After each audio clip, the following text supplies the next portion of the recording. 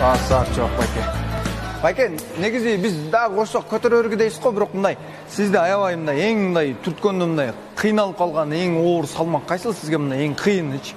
Бул жерде 100 килограмм илинип турат, жакшылап машыгып аракет кылса 120 килограммды деле түртсө болот.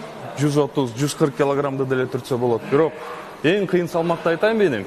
Эң кыйыны бул адам үчүн саар менен 2 килограмм көрпөнү үстүнөн түртүп туруп багдат намазына туруу өтө кыйын болуп эсептелет. Адамзаттын саар менен будильник намазга тургузбайт, ыйман, жүрөктөгү ыйман тургузат. Ошондуктан ыйманды да бекемдейли, денени да бекемдейли.